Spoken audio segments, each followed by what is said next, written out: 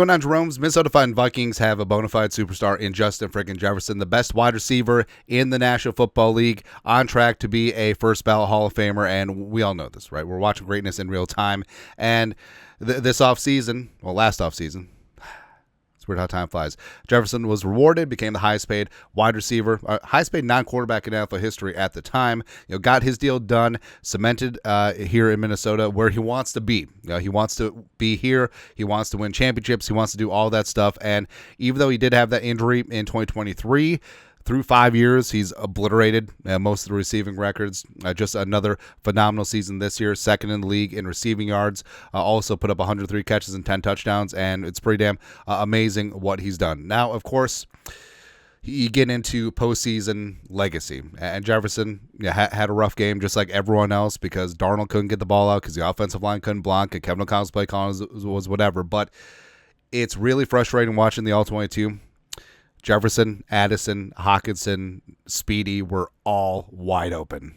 Same thing with the Lions game, where Addison should have had 3 touchdowns against the Lions. Speedy should have had 3 against the Rams pretty damn easily. But is what it is. But of course, after a tough loss and Jefferson, being the superstar in this league, everyone's just like, now Jefferson's going to request a trade. Oh, blah, blah, blah. He wants to be on a winner. Blah, blah, blah, blah, blah, blah, blah. Now, obviously, yes, Justin Jefferson wants to be on a winner. But guess what? He's going to build one here. Right? And this is not a situation where the coach is fired and there's turnover and there's turmoil and you don't know who the quarterback is going to be. You don't know who's going to be calling plays. This is not that. Right? Jefferson is obviously frustrated, just like the rest of us, but there's zero goose egg D'Angelo Russell indication other than a bunch of idiots talking out the side of their neck and then some clickbait that Jefferson could put even remotely request a trade from the Vikings. It's ridiculous. And postseason, you've had the local media jackal said this. Vikes fan page. Justin Jefferson is fully committed to the Vikings and is excited for the new team in 2025. Quote, I have a new contract, 3 or 4 more years on that contract. I'm locked in. I just said that. Jets. It's going to be here for those years. Just looking forward to what we have coming up. Also, he said that he's not going to be weighing in on the quarterback situation because I think we know.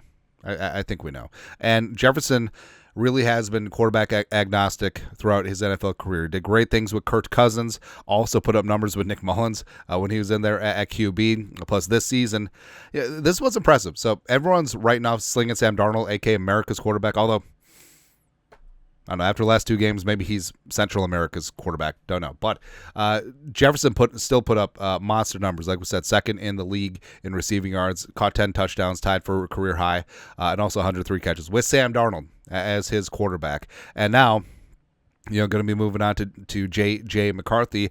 And this is J.J. McCarthy could be Justin Jefferson's final quarterback of his career, for the next 10, 12, 15 years. And that's kind of crazy, but kind of awesome to say. And that's the potential that McCarthy certainly has. And it could be JJ to JJ long time here for the Vikings. Plus, the thing I love about it is that obviously both these guys are talented, but the alpha attitude, right? They want to win. Jefferson won a national title going undefeated at LSU. JJ McCarthy won a national title going undefeated at Michigan, right? And they love winning, but they hate losing more. And Jefferson, you know that it's got to irk him that he's 0 for 2 in the playoffs, going to rectify things, and everything's going to be good. So I love this. I love that they're cut from the same cloth. They're not on the field after their season ended, dapping it up, having some jokes, swapping jerseys and all that stuff. No, they are pissed. They are pissed off for greatness, and that's exactly what they're going to do together. Plus, I do feel like Jefferson has embraced his role as team captain, face of the franchise. It's his team now, and even though he's still young, I love that he basically has taken on more of a mentor role for the wide receivers, specifically Jordan Addison, who's really grown and shown in year 2. Hopefully, Addison stays out of trouble off the field in the offseason. For the first offseason, he's been a Viking. That certainly would be ideal, and I do think that Jefferson is going to bring championships to this team. He's a leader. He's an alpha. He's the most talented receiver in the game. He's a future first ballot Hall of Famer, and he wants to be here. Plus, he's going to have his freaking quarterback. So everything is going to be all good. And all that speculation is like, oh, here comes the trade. Shut up. shut your face. But your thoughts are thoughts. No, Justin Jefferson does not want out. Let us know your thoughts, our thoughts, comment section. You guys know what to do. Skull production value.